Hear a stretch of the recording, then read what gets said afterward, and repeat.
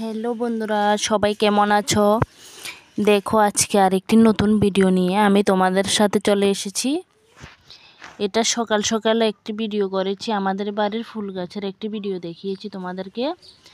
তারপরে দেখো আমাদের বাড়ির ফুল গাছে একটি পাখি বাসা করেছে।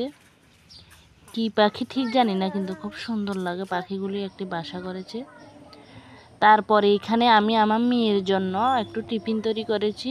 মেয়ে বলল যে আজকে পাস্তা খাবে, তাই পাস্তা রান্না করে দিয়েছি ওকে। তারপরে দেখো এবার রান্না করছি আমি। আজকে একটুই শাক রান্না করেছি, বেশি শাক রান্না করলে থেকে যায়, পরে আর খানা হয় না, তাই একটু করেই রান্না করেছি শাক। তারপরে অনেকগুলি সবজি দিয়ে একটি নিরামিষ তরকারি রান্না করেছি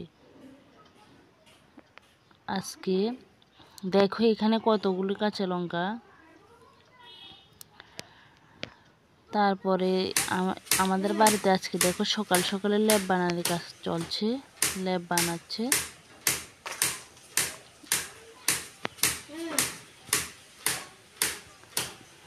তারপরে আবার এখানে দেখো রান্নাঘরে চলে এসেছি, নিরামিষ তরকারিটা মোটামুটি হয়ে এসেছে।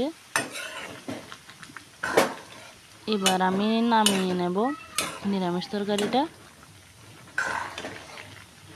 তারপরে দেখো আমার সব রান্নায় মোটামুটি শেষ, নিরামিষ তরকারিও রান্না করা হয়ে গেছে। তারপরে দেখো এখানে আমি একটি চাটনি তৈরি করেছি আজকে। তারপরে এখানে শাক।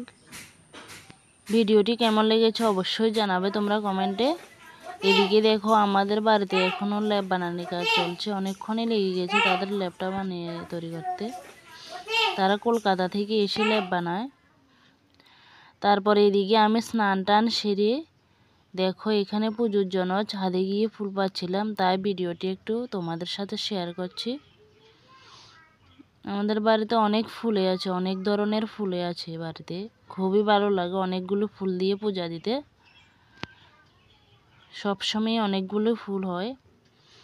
তারপরে ওইদিকে দেখো তুলসীর বাগান, পুরা তুলসীর বাগানে বলতে পারো, অনেক তুলসী গাছ আছে আমাদের বাড়িতে।